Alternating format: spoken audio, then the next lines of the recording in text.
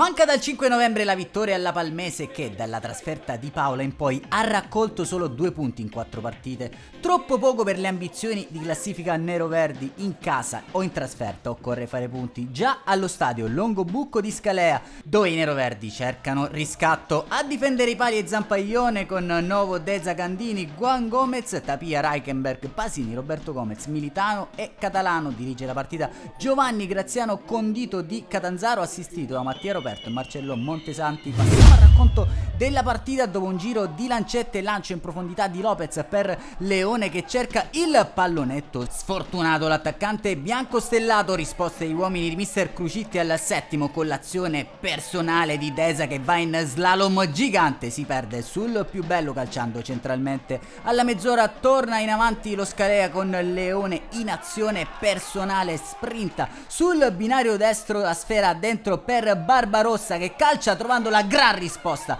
da parte di Zampaglione. Era comunque tutto fermo in posizione di offside del numero 10. Contro ribaltamento della Palmese ancora una volta con Deza che si mette in moto, la conclusione impegna Garnero e poi Rakenberg ancora non inquadra lo specchio della porta. Parziale che cambia al minuto 36 dal mancino di Di Biase, la sfera allontanata sui piedi di Chemi che manda in rete il pallone dell'1-0 per i bianco-stellati. Palmese che prova a rialzare la testa prima del duplice fischio con il cross dalla destra di Gandini per Tapia che colpisce di testa trovando il salvataggio del match winner. Sin qui Chemi che mostra tutte le sue doti anche in fase difensiva. Va così in archivio la prima frazione di gioco con lo Scalea avanti per 1-0. Passiamo con le nostre immagini a cura di Enzo Caselli al film della ripresa con la Palmese pericolosissima al minuto 57. Il corner di Gandini trova la testa di Novoce che non inquadra lo specchio per un soffio. Primi cambi con Guerrisi